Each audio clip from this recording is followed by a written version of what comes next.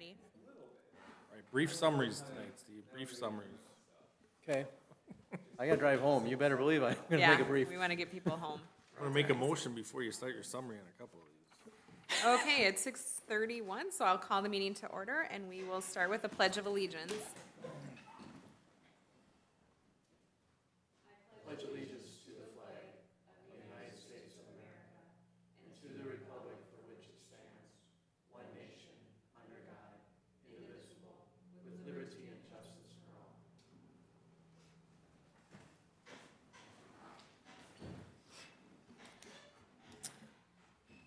Okay, roll call. Mayor Kratzky, I am present. Groko is absent tonight, and so is Kufal. Padilla. Present. Eker. Here. Okay. We have a couple of additions to the agenda tonight under 9G1. We're going to add hiring the library director. Our offer was accepted, so Steve will talk about that. And then under 11F is the grant, the housing grant we got. There is the agreement that we need signed as soon as possible. Yeah, it's referred to as a deferred loan agreement. Yep, and everyone should have a copy at the table. So with those two changes, would anyone make a motion to approve tonight's? Okay, Eker approved. Do we have, or Eker made the motion? I'll second. Seconded by Padilla. Any further discussion about the agenda? All in favor say aye. Aye. Opposed? Motion carried. Any citizens here to speak tonight? Does not seem so.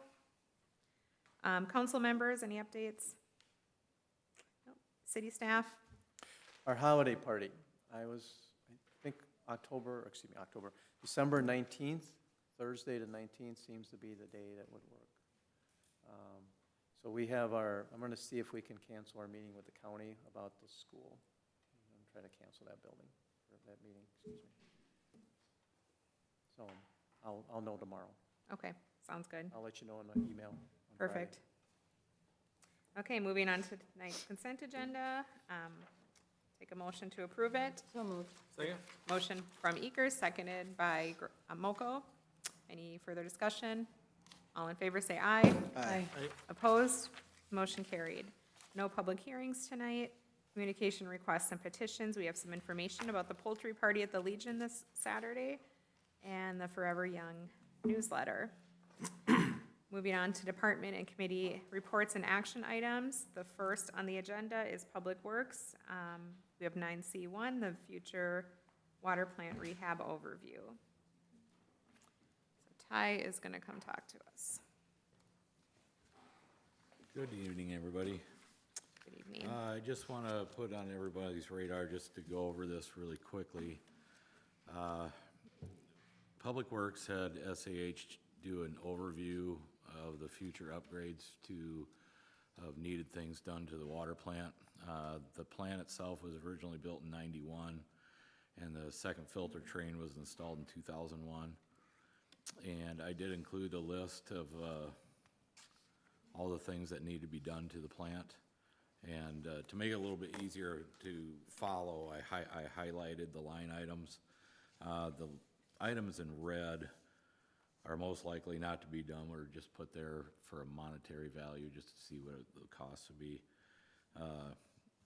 The green is a project that we could possibly do in-house, and the yellow is projects we absolutely can do in-house, or they've already been completed.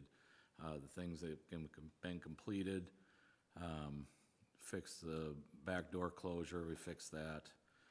Rewired the outlets in the chemical room, that's been done. Removed the filter site tubes, that's been done. Upgrade the furnace, that was done already. So if you take some of that out, you save about $220,000 off of that list.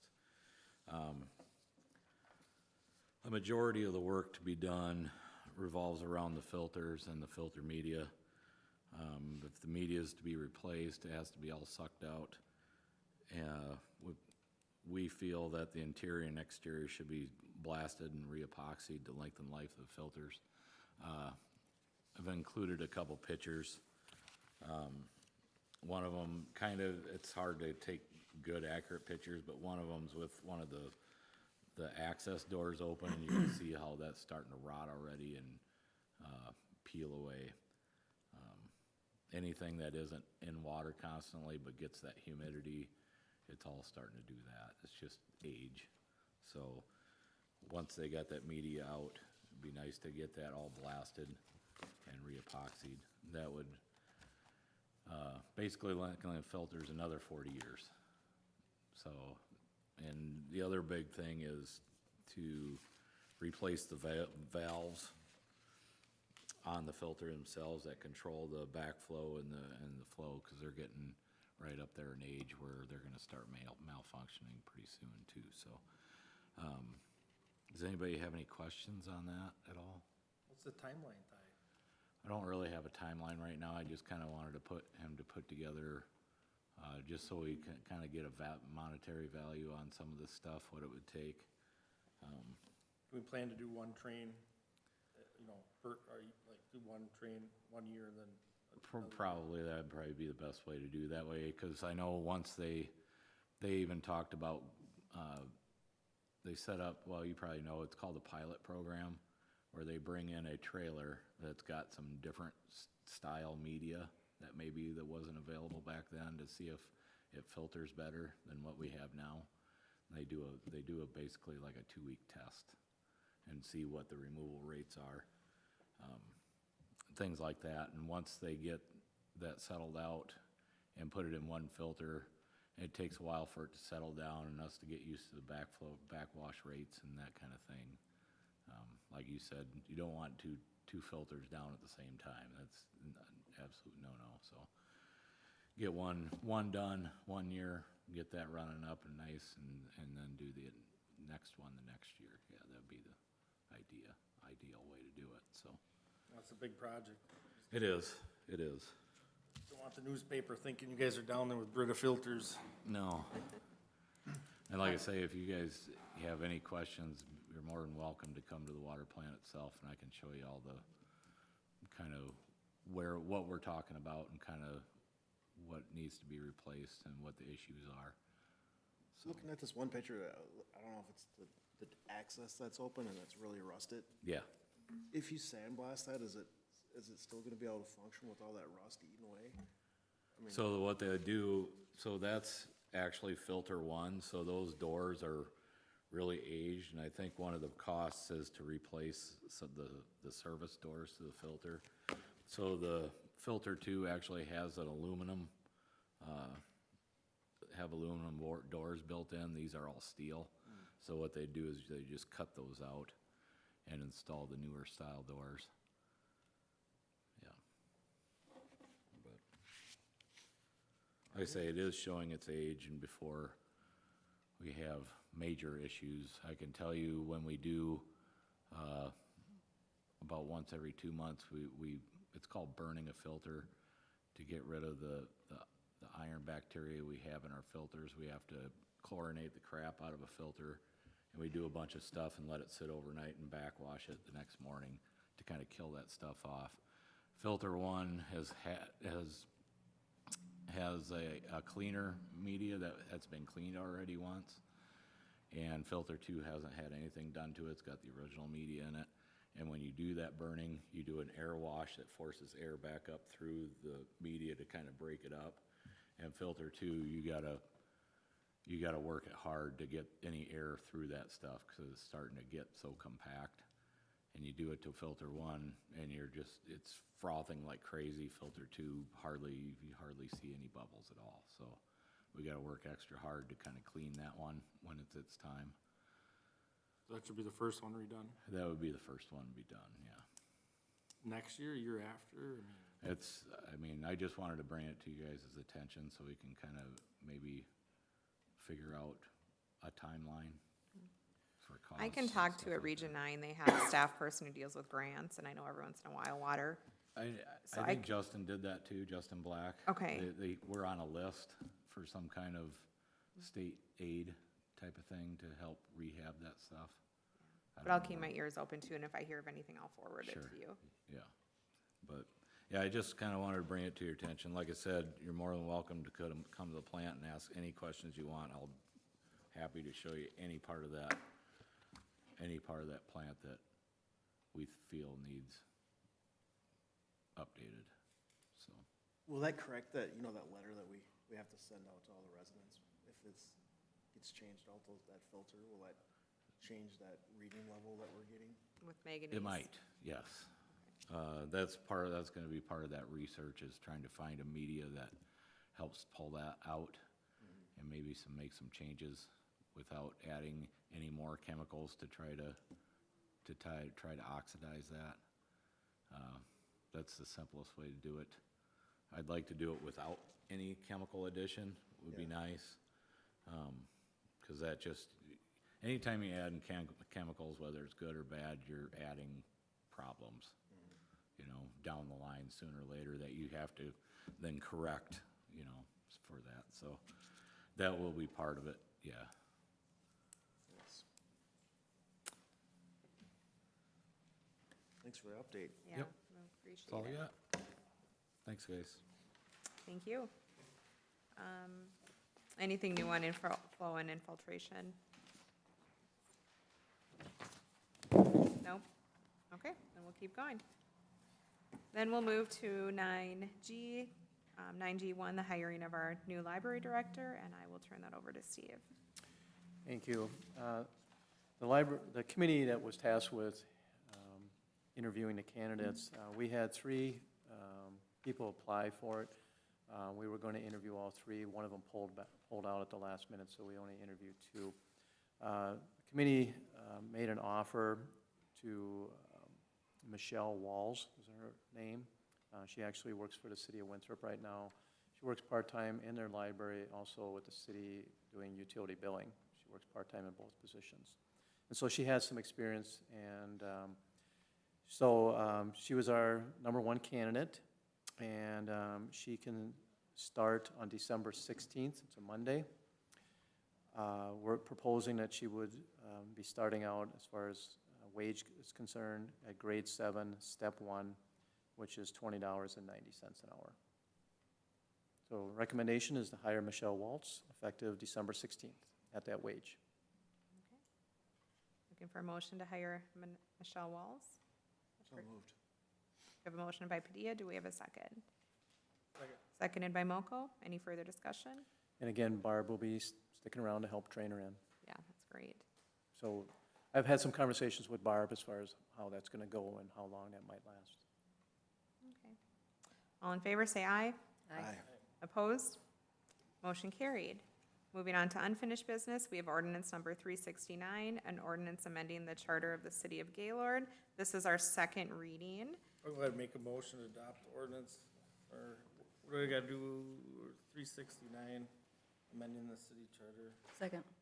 Motion by Moko, seconded by Eker. Any further discussion? All in favor, say aye. Aye. Opposed? Motion carried. Next, we need to approve the summary of ordinance number 369 and its I'll publication. make that motion. We have a motion by Moko, seconded by Eker. Any discussion? All in favor, say aye. Aye. Opposed? Motion carried. New business, we have resolution 2024-35 under 11A, approving Dwayne Frederickson's. Welcome, Dwayne. Feels like you've been here a lot over the past few months. Well, you might not enjoy your drive home, so be safe.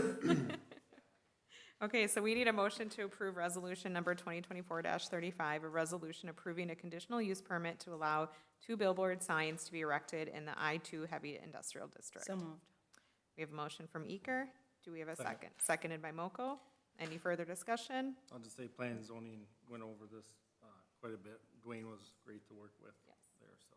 Yep, I've been at some of those meetings too, so I feel like this is, just needs to move forward now. All in favor, say aye. Aye.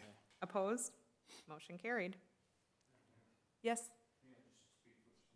Absolutely. Do you want to come up to the podium? Thank you, then we can all hear you. Madam Mayor, members of the council, and Mr. Osterlin, Mr. Helge, I just want to let you know that I've dealt with probably hundreds at this point, city councils, planning commissions, on and on and on, and you run a very brisk show here.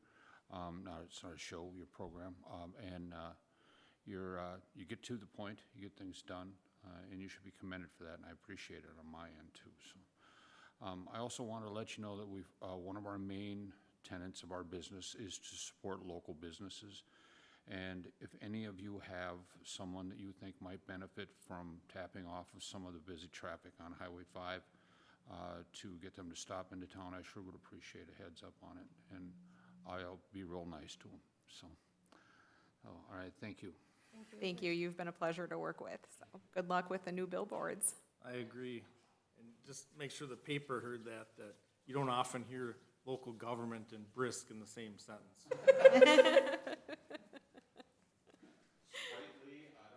Well, have a safe drive home. Okay, moving on to 11B, 2025 utility rate increase and payable 2025 final property tax levy. Okay, so this is kind of our annual discussion here as far as the water and sewer rate increase. We usually try to have this before we do the fee schedule.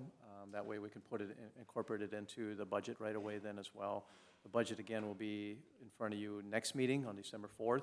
So I put in here in the packet as far as what we did in '23 and '24. Actually, you did the same rate increase. Water was 3%, sewer 3%, and storm was 5.5%. I also made note here that in 2019, the utilities rates study had identified what the rate increases should be for the next 10 years. Sewer being the only one that would be a little bit different there as far as what was recommended versus what the practice has been the last 2 years. So I'm asking tonight if you would at least have a consensus of what you'd like to do with those rate increases, or make a motion if you feel comfortable to what you want to raise rates for next year. I'll make that motion to increase those rates to 3 water, 5 sewer, and storm, 550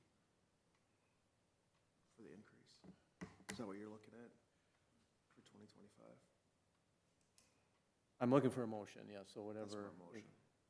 Okay, I'll second, Tony. So we have a motion by Padilla, seconded by Moko, to increase the rates as stated. So say that one more time, it was 3, 3% water, 5% sewer, and 5.5 for storm. That's what is written in the, But from 23 and 24, we did 3, 3, and 5.5. So that sewer is going to jump 2%.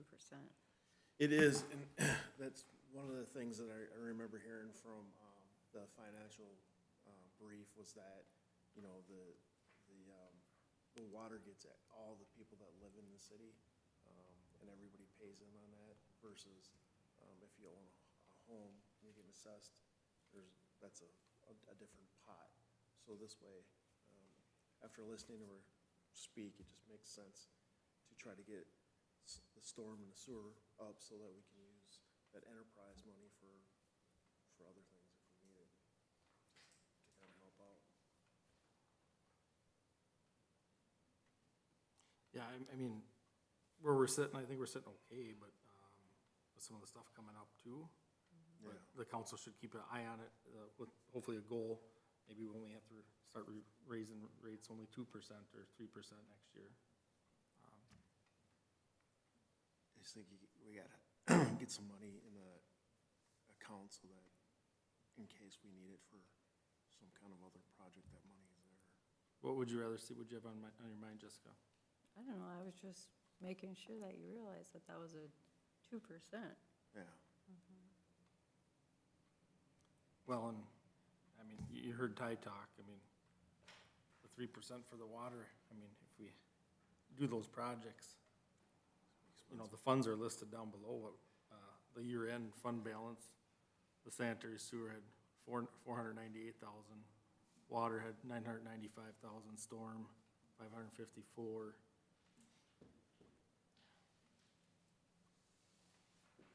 So you're picking up pretty good on the storm, but it's gonna have to pay for that repairs and. You wanna knock them down to 4% or something, Jessica? Well, no, it's just, no, I'm fine. I'm going to direct all my phone calls to Tony, so I'm good. I'm good. Okay. Well, if you vote for it, you'll have to answer too. I mean, we can back it down a little bit, I'm fine with that too. Like I said, if you wanna go 4% on sewer and storm, No, it was just the sewer one that's the big jump, Yeah. so. The storm sewer, We took a heavy hit on the I storm was gonna say, sewer. I'd like to see you leave that storm up there at that 5.5. Of the three, that's the one that we probably need to, No, the only one I was looking at was the sewer. Okay, well, I mean, we got all that, we Okay. know we can use the bonds for some of this, Okay. the future sewer work that we need to do, the I&I stuff, but, oh, now's the time, I mean, I'm fine with backing it down to 4% if that's what you guys wanna do. It was recommended in that study though, to go there, and we've been have we been in compliance? Cause I thought last year, or the year before, we were trying to keep the percentages down a little bit too. So, is this what was recommended for this year, is these rates that you have in here, or have we been low? They were recommended the whole time. It's just we lowered the water and the sewer, Right. So or we've been, actually just the sewer. so we've been kind of behind, and this is just trying to get us caught up. I'm just saying, Jessica, I'm just looking at the future of those accounts and what that money's gonna be needed for. And everybody gets to pay that. Okay, well, we have a motion made and seconded, so we can vote on it or amend the motion. Vote on it. We're gonna vote on it. All in favor, say aye. Aye. Opposed? Motion carried. Moving to ordinance number 370. Don, pardon me, the second part of this is Oh, the, sorry, the getting ahead of proper- myself, the property consent to the tax. final property tax Yeah. levy. so, I just wanted to just have this discussion as far as, are you comfortable leaving that? The 6.9% or 131,000 was what you said as a preliminary back in September. So I was just, wanted to have that discussion. My recommendation is to leave it there. Part of why I'm saying that is, we will have quite an increase in our tax base next year, mainly due to Michael Foods' property. We have the wastewater plant property, that was $1 million. And then they built that new feed mill. That's gonna add another $2 million. So we've got almost $3 million being added to our tax base that we didn't have the year before. So I think that will absorb quite a bit of the tax increase. I'm fine leaving it. Very good. Okay. Do we want to make a motion on that, or? No, well, you don't we'll- have to we'll- don't make a motion. I just wanted some direction. That's all I Sure. was looking for tonight. Yep, we'll address that next meeting. Okay. Now we'll move on to 11C, ordinance number 370, approving zoning map amendments. This is something too that the Planning and Zoning Commission has thoroughly gone over. So unless there's anything to update, I'll look for a motion to adopt ordinance number 370, an ordinance amending the City of Gaylord zoning maps. So moved. Second. We have a motion made by motion made by Eker, seconded by Moko. Any questions or discussion? All in favor, say aye. Aye. Opposed? Motion carried. Next is 11D, ordinance regulating cannabis business, and I will turn that over to Mark.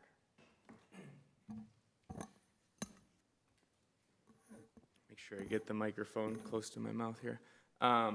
Thank you, Mayor. So this is sort of the city's entrance into the cannabis market, which is slated to go live on January 1st. And this has to do with licensing retail businesses, essentially. And there's, just as a matter of review, currently the city has on its books an ordinance allowing for a certain subset of cannabis products being sold, and those are low-dosage hemp cannabis products. Everything else, any other type of cannabis product, is illegal to be sold in Minnesota until January 1st, but for good measure, the city put a moratorium on any businesses selling cannabis products that aren't of the low-dosage hemp variety, and that moratorium expires on January 1st. So coinciding with when the retail consumer cannabis market is supposed to go live in the city or in the state of Minnesota. Under the new law that's set to go live, cities have kind of a narrow subset of the licensing apparatus that they can own if they want, and it's referred to as local government licensing. And as the first matter, the city has the option, do we want to adopt an ordinance in which the city itself is handling this local government regulation component of the licensing, or do we want to delegate that to the county? So the county is in the process of passing their own ordinance. I spoke with Don Lanoy, the county attorney, and he informed me that I think a week from yesterday, so next Tuesday, they're having a public hearing on their cannabis ordinance. So that's one option. And I bring it up at the beginning of the discussion so everybody understands that the city does not necessarily have to shoulder the burden of doing the local government licensing component of this.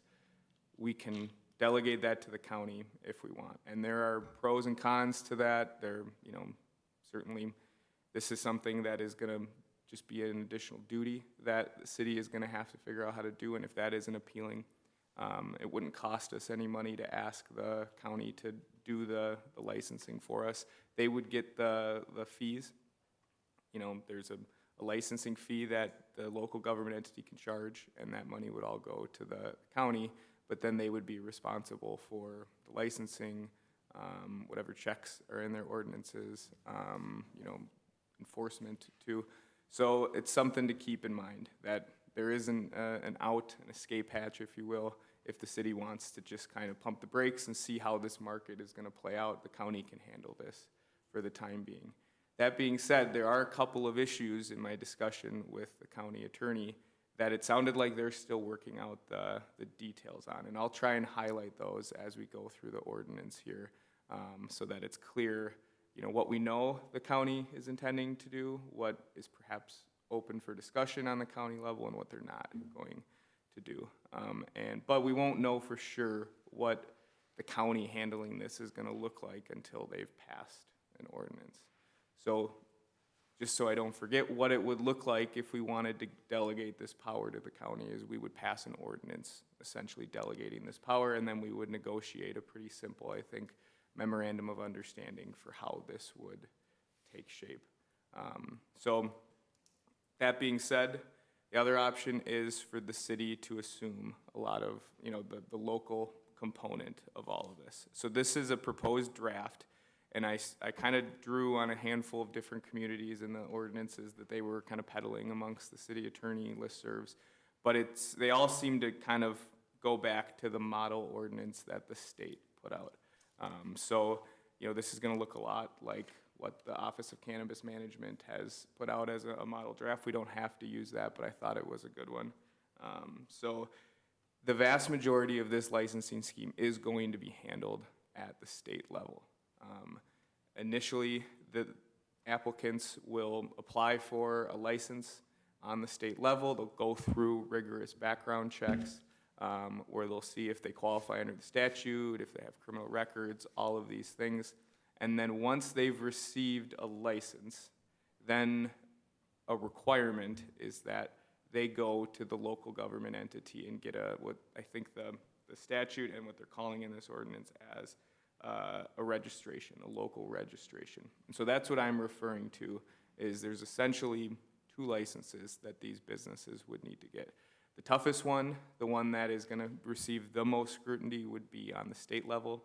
Obviously, we don't have much insight into what that actually looks like at this point because they're still coming up with a lot of this, but the rigorous background checks that you would expect, that will be handled by the state. So from the city's perspective, you know, that is something that, I guess from my perspective, I was a little concerned, like, do we have the capabilities, the know-how to, you know, put candidates through a rigorous background check? And I think the answer to that ultimately would be yes, but it would be something that we would have to learn. But it sounds like the state is going to be the focal vetting agent. So it really comes down to what can the city regulate, and whatever the city can regulate, we can put in an ordinance, and then we can basically grant these registrations on the basis of that. And so the sort of the main areas that we can regulate are zoning, hours of operation, location vis-a-vis certain parts of the community like daycare, schools, churches, and costs to apply for this license, and penalties. So there is an enforcement component to this, that if the city passes its own ordinance, that we can have probably a more hands-on enforcement role, if that's what you want to call it, in terms of cannabis businesses in the community. So I know a concern for a lot of communities was if you delegate to the county, who has an entire county to police, and the state is handling a lot of the, the bigger picture licensing discussion, and what happens when you get a problematic cannabis business in town? And, this is just another problem amongst a lot of problems that counties and the state cannabis office has. You see it in other contexts in local governments where, the other government entities just don't take the local notice into issues. And so one of the upsides to having our own ordinance at this point, without actually having any insight into how this market is going to look and how situations play out, it seems reasonable for me to say that having our own ordinance would allow us, I guess, more enforcement powers. So we would have the ability, and this is in the ordinance, to mandate annual compliance checks, similar to I think how we do tobacco checks, where you'd send in an underage person that looks like they're overage and have them try to purchase the products and see if they'll sell it to them, and then you would take regulatory enforcement actions with charges, with fines, maybe revoke the license. It's not clear to me to what extent the state's going to be doing that. It's not clear to me, because the county doesn't have an ordinance yet, to what extent they're going to be doing that stuff. So one fail-proof way of making sure that that happens is that we're doing these checks is by having it in our own ordinance. To backtrack, how the process would look is, like I said, they would go through the state licensing. Once they've passed the licensing requirements on the state level, then that would be referred to the local government entity for the registration, where we would essentially field an application from the applicant. They would pay a fee that we set, and then we would vet their proposed business against what's in this ordinance. I would say that it doesn't appear to be that vetting would be incredibly time demanding. We're mostly looking at what are your hours of operations, what does your sign look like, what is the zoning of the location, how close is it to these certain areas that we've identified in the ordinance for buffers, verifying all of those things. So I think that process would be manageable for city staff. We have to kind of see how it plays out, but that is the main aspect to the local registration. So there would be, I guess by permit fees or license fees go, we could set a relatively high one. It still would have to be commensurate with and proportionate to the amount of work we're putting in to vet these candidates. So, if the maximum, I believe, under state law is $2,000, it's not likely to cost the city $2,000 to vet one of these applications. So we couldn't go on the very high end, but certainly it could be a meaningful application process. The biggest component of this that I continually hear come up in communities amongst attorneys is the limit on licenses. And so in my discussions with Don Lanoy, county attorney, he kind of made it sound like they would put restrictions on the cannabis licenses on the basis of 1 per 12,500 residents, which is the standard in the law, or 1 per local government entity. I forget the exact language. So if we're talking on the city level about the minimum number of retail establishments that we have to have, that would be 1, and that's the number that I included in this ordinance. On the county level, they're subject to, because Gaylord doesn't have 12,500 residents, so we just default to the 1 license, but the countywide has more than that residents, so they would be required to issue more than 1 license under the state law.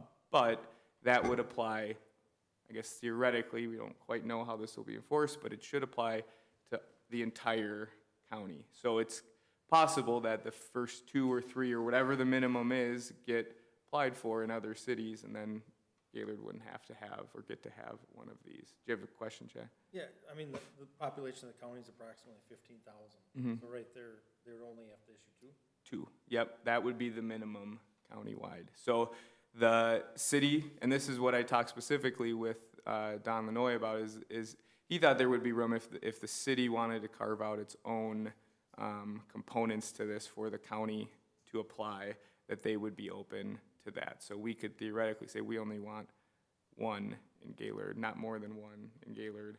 You know, we could theoretically pass our own zoning requirements, but still delegate that to the county if we wanted to.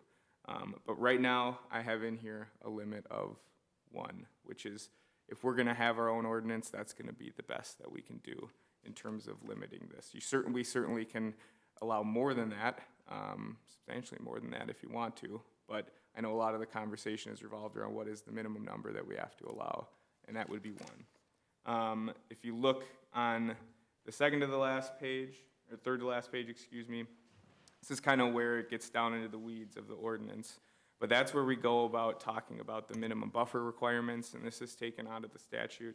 1,000 feet from a school, can't be within 1,000 feet of daycare, can't be within 1,000 feet of a residential treatment facility, can't be within 1,000 feet of a public park regularly used by minors, including a playground or athletic field.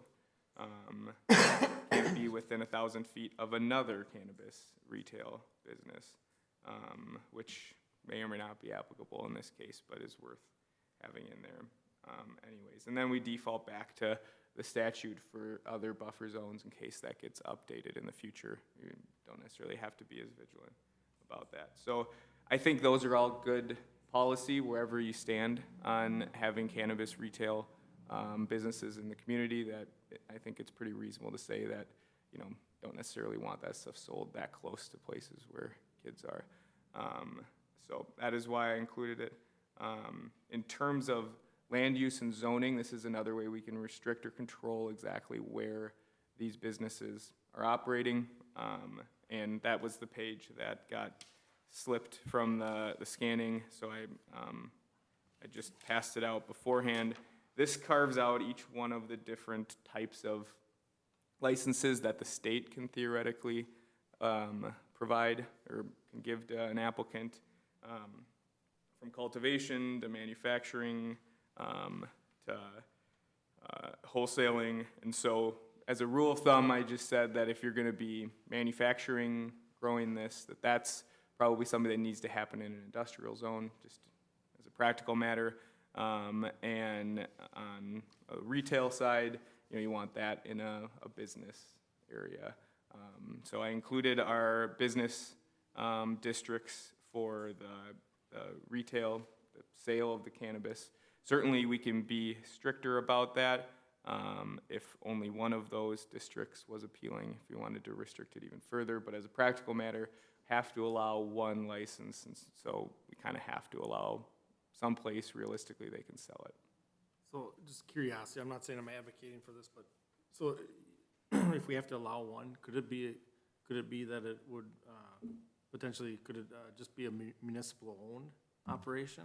Correct, yeah, so the law does allow for a municipal dispensary analogous to a municipal liquor store.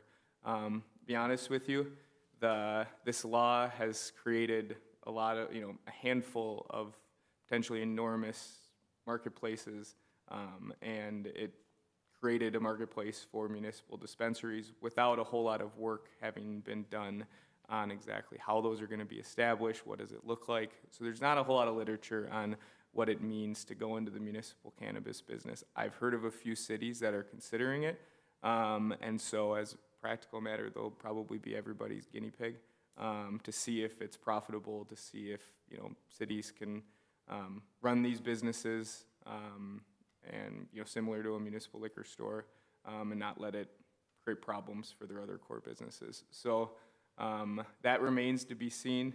I think most cities have said, anytime there's a new market, everybody's going to be scrambling to try and get in, especially one where it's going to be limited by permits and licenses. But the vast majority of cities have said there's just too much uncertainty in what it means for a city to be in this business, that it doesn't make sense for their cities to be the first to market. And that was kind of the assessment that I've made too, which is why I haven't necessarily pushed it. But if that's something that the council is interested in, you know, there, in a couple months, there's gonna be a couple fascinating case studies on how this plays out, and we can pay close attention to that and report back. I don't mean to put Steve on the spot, but kinda curious to know, do you wanna hand out building permits and cannabis, Steve, or what do you think? As far as us doing it versus the county? Well, I'm talking about a municipal owned. Oh, wait, no. No, I'm not in favor of that. All right, just thought I'd get that out of the way. So let me, just to make everything clear, we can still restrict, even if we give the licensings to the county, we can still restrict where they can go, correct? Correct. Okay, I'm gonna say right now, I'm all for giving it to the county, and here's why. They do cigarette checks, I know that for a fact. And I know they do it yearly or semi-yearly or however, and yet I don't know how many times our city does beer checks for underages. And we do the beer license, and the county does a cigarette license, and I know for a fact that they do checks. So I'm more for letting them handle it as long as we can do restrictions. Are you done, Mark? If you have comments or questions, I think that's everything I needed to present. Let me just take a quick gander through this to make sure I didn't miss anything.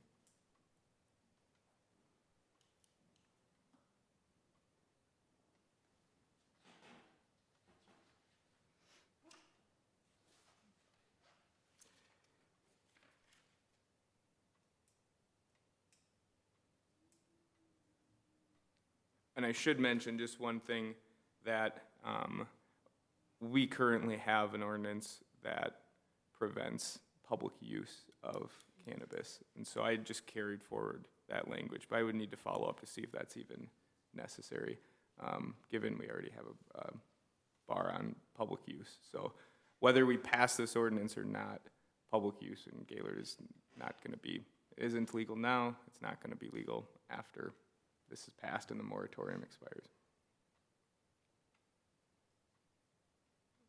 Thoughts, Tony? Yeah, so, my concern is if you don't control, that ordinance, then the county can literally at any time do what they want with that ordinance, whether they take our input or not. And, as far as those checks are really easy to conduct. The money coming to the city, if it's only one permit, it's not gonna be overwhelming for our staff to manage.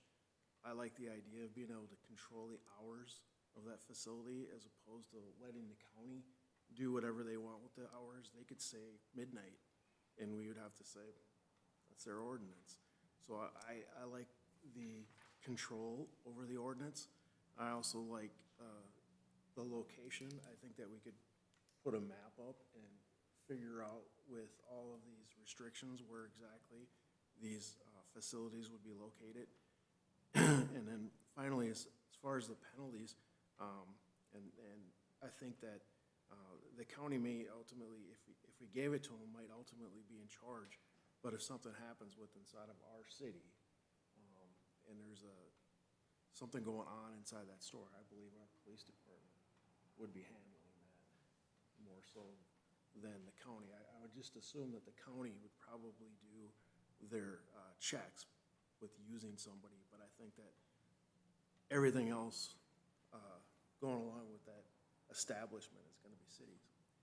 The final thing that I would say is if there's 15,000 people in our county and they're authorized 2 locations, there's nothing saying that they couldn't drop them both here and then not have one anywhere else in the county. If we don't have control over this ordinance, then we're allowing the county to do whatever they want with regards to our city, with regards to the hours, with regards to the location. I just thought he said that we do have control over that with. That's if they actually gave it to us, because it's their ordinance.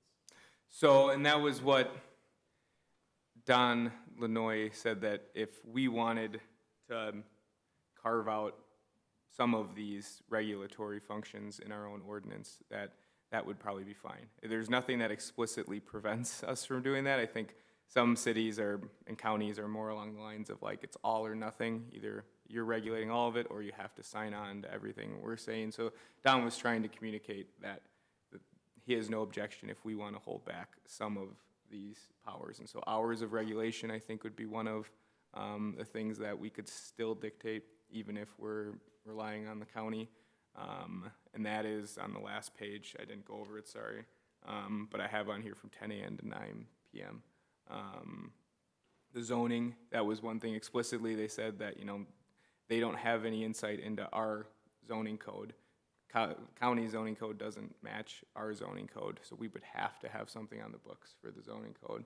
And I can only presume because the buffer zones, the minimum requirements for those various places are in the state statute, that I would assume the county would also include those in the ordinance. So my expectation, like I said, we're not gonna see what gets passed for a little bit of time here, is that ultimately the county is gonna pass something really similar to this, and we would have some flexibility on the margins to do our own regulation. But what Councilman Padilla brought up is just the concept of, this community enforcing businesses within this community, and then it becomes a priority.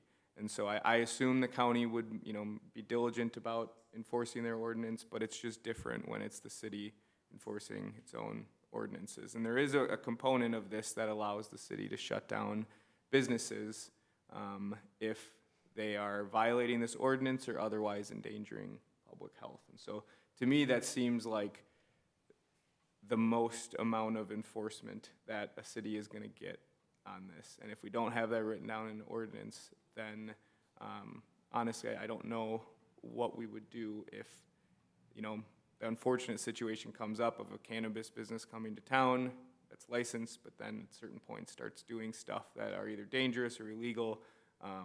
My concern is that all of a sudden the city is kind of powerless and we're just stuck pushing the county to try and fix a difficult problem, which is not always the best place to be.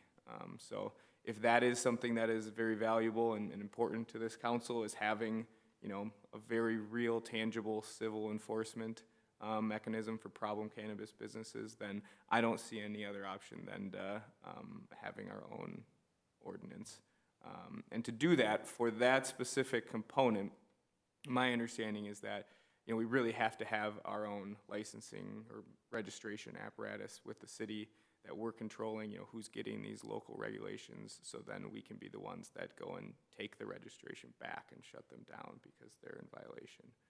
So I don't really see a substitute from an enforcement standpoint. If we want the power to shut somebody down, we have to be the one that controls the local regulation.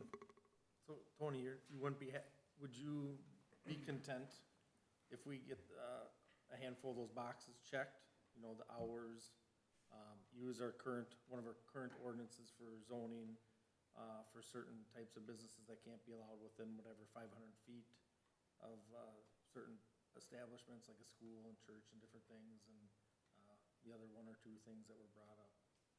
I mean, if we can add those carve-outs, is that enough, and then let them, or is that not enough?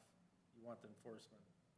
Yeah, from my perspective, I guess, if it's only gonna be one license, and there's only gonna be, the fees established for that, then it's just, the checks and everything is on us. I just personally don't wanna give up the control of that to anybody, because you just never know if something changes within their makeup of their administrators or their commissioners, what they could change it to. And then, are we gonna be stuck with that then? No, I mean, we would always have the right to pull out of the county licensing arrangement. It's an ordinance that's passed. We can pass a new ordinance that changes that. So we're not locked in forever, but, when there probably would have to be a pretty big schism between city and county, whether that's with the business or just with the policy. And so if it takes conflict like that to make the change, then, oftentimes in the moment you don't have a good solution for that conflict. If the solution is we're gonna go with our own thing, then typically that problem, whatever spurred that, doesn't get resolved super well.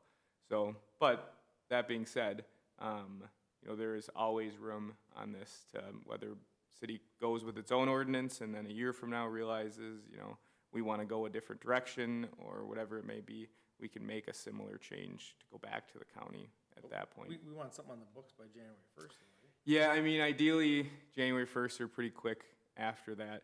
There's nothing that, so this local registration's a requirement that has to happen before a retail business can go in. And so if there's no, the city hasn't made an election on whether we're gonna do it in-house or with the county, then our city's position would be that, you know, no businesses can come into the county. That argument is not gonna work for terribly long going into 2025. So there should be some urgency to get this done, you know, if it's not before the first of the year, within a meeting or two after the first of the year. So Tony wants to draft an ordinance. Jessica, what do you think? Can we do a moratorium for 3 months? For the So first we 3 can't months? extend the moratorium any longer. But the state doesn't even have everything nailed out. The county doesn't have anything nailed out, so Which is kind of why I'm throwing this at your feet a little bit. My hope was kind of like, okay, they're gonna come out with all of this dialed-in guidance, and it'll be a really clear-cut, you know, structure, apparatus that the city can operate under. That never materialized, and it doesn't look like it's necessarily going to. It seems like some of this, hopefully not a lot of it's gonna kind of just be put together as they go, which, puts everybody else that's involved from the governmental standpoint in a difficult position, which perhaps is a reason for the city to say, you know, it's not clear exactly what's going on in this market, it's not clear exactly what this is gonna look like, so for the time being, while this stuff plays itself out, let's let the county handle this and, you know, the minefield that it is, and once things kind of solidify, you know, then the city can consider taking it back. I think there's a lot of merit to that argument, but, you know, again, I guess on the flip side to that, you look at a situation where a lot of stuff is unfolding, change is happening to the community, and the city, you know, already has pretty limited discretion over what happens, and, you know, the city doesn't have any discretion at that point. It's all been delegated to the county, or a lot of it has. Thought this was gonna be a quicker item, Mark, thanks. Sorry. Yeah, at first I was with Jessica, you know, let the county handle it, but I can respect Tony's position, quite frankly, too, so. What are we thinking? We gotta give some guidance. We gotta do something. what do you think, Dawn? Oh, it's tough. You know, I worry about, I mean, those of us that, I mean, I've heard from good authority, like the whole drying operation really smells. And, you know, I'm concerned about where it would be in our community because we don't want things like pungent odors and other things to be all over the town. So I don't know. I mean, I would want, if the county does it, for us to have some really firm guidelines. I could go either way on this, but I want us to have some control, a lot of control. Right. You know, just like I had said, as long as we can control somewhere where it could go. Like it Yes. can't be so much feet from a school or whatnot. I don't know. Yeah, you know, I don't think, I would be in favor of the county at this point, no matter, You wouldn't be? would not be, Okay. just because of the control of it.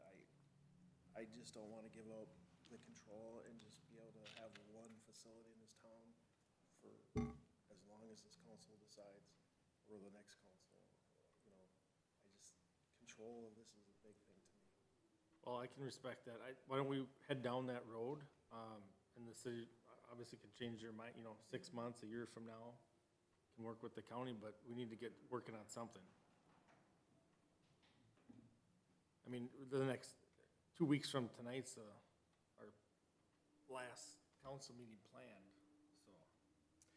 Yeah, I mean, I would say that theoretically, I think it would work if, wait and see kind of how the county comes down on this, and When is then, their hearing?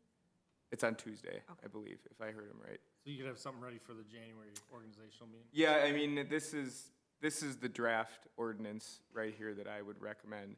I think there are some tweaks I can make to that, kind of hearing the conversation here. But if what we're hearing from the county and what they pass or look like they're gonna pass doesn't end up changing things for everybody involved, then my recommendation at the next meeting would be to move forward with a vote, and if it takes us the first meeting into next year to formally approve this, then I think that should be fine. I can't envision a scenario where, you know, first business day of January of 2025, that the city is all of a sudden flooded with all these applications. Let me ask, so if the county goes ahead and has their hearing, they adopt it, would we automatically just fall under their umbrella, their ordinance then until? No, we such have time? to delegate it, this power, to the county. Okay, So either next meeting needs to be a vote on our own ordinance or an ordinance that delegates the power to the county.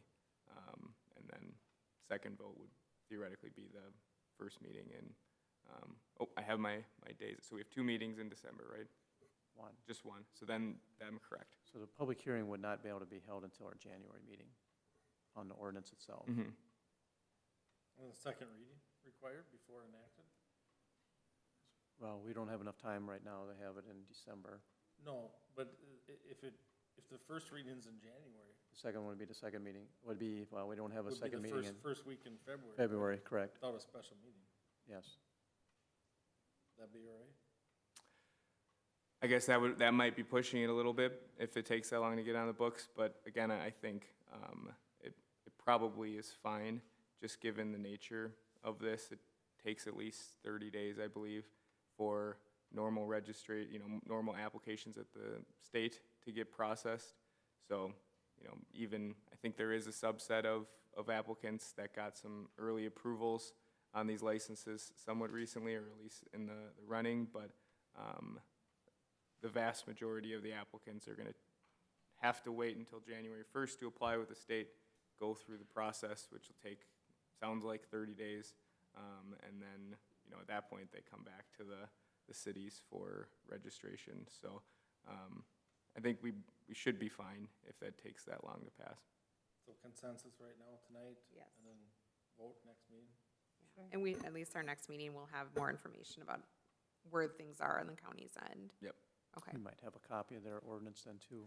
Yeah, Helpful. Don said he would send me, well, I haven't seen it yet, we just talked a couple days ago. So whatever gets passed, I will be able to look at beforehand.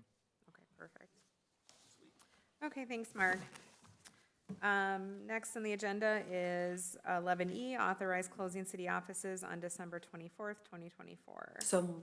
Second. We have a motion by Eker, seconded by Moko. Any discussion? All in favor say aye. Aye. Opposed? Motion carried. And the last item that we have to address is our grant housing, or the Minnesota Housing Finance Agency deferred loan agreement. So I just received this agreement. They only gave us 10 days to turn around and get this back to them, so I just got it end of last week. But this is their standard agreement apparently, so it's their agreement for the grant that we're receiving. Again, it's a $1 million matching grant. And so this just kind of outlines the terms for the grant itself. So basically, the mayor and myself would need to sign it. Very good. Nothing needed on It's just approval. motion? Or to sign? Yes, I appreciate a motion, yes. All right, motion move forward with signatures. We have a motion by Moko. Do we have a second? A second. Seconded by Padilla. Any questions or discussion? All in favor say aye. Aye. Aye. Opposed? Motion carried. And now we're going to recess our meeting for a closed meeting. The meeting shall be closed pursuant to Minnesota State Statute 13D.05, Subdivision 3, to evaluate the performance reviews of Charlie Eichten, Police Chief, and Tom Reimers, Public Works Director. So, give everyone a couple minutes.